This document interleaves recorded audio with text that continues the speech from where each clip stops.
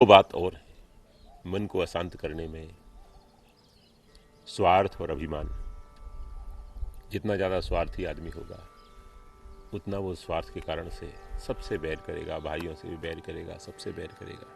भाई की संपत्ति भी मेरे को मिले, बहनों की संपत्ति मेरे को मिले, ऐसा लोभ आएगा, स्वार्थ आएगा।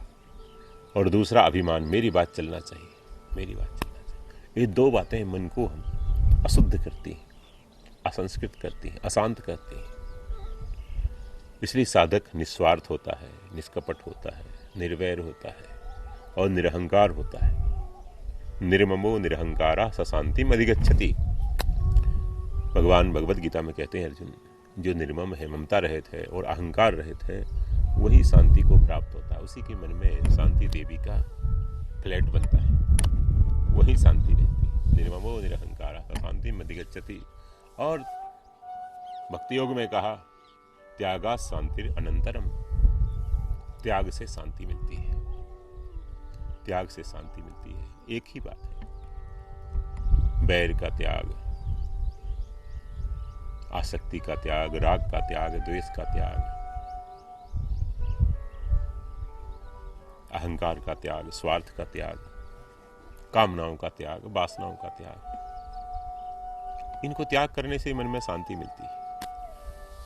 तो जैसे जैसे हम इनका समझ समझकर त्याग करेंगे, जैसे जैसे हम इसको छोड़ेंगे, छोटी छोटी चीज़ें शुरू करें आप, कि मेरे को 5 रुपये खर्च करना है परमार्थ में, एक केला किसी को देना है, 10 रुपये खर्च करना है, एक चाय पिलाना है किसी को, उससे मैं कुछ नहीं दूंगा।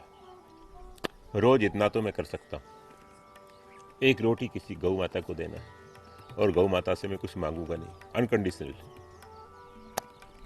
तो छोटी छोटी बातों में आप अनकंडीशनल हो सकते हैं।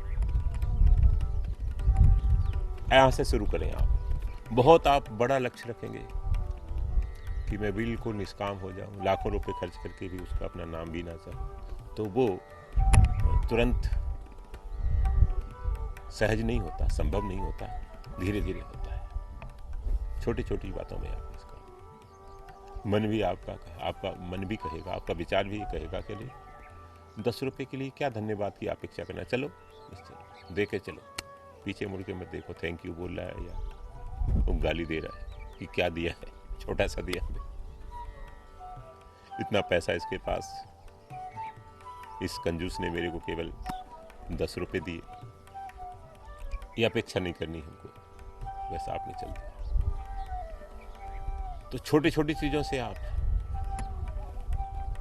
गंगा किनारे जाते हैं, नर्मदा किनारे जाते हैं, तीर्थ में जाते हैं, किसी एक आदमी को भोजन करा दिया, मेले में किसी एक आदमी की आपने हेल्प कर दी, उसको पहुंचा दिया अपनों तक, कुछ नहीं लिया, उनका नंबर नहीं लिया, उनको अपना नंबर नहीं दिया, कोई संपर्क नहीं उनसे।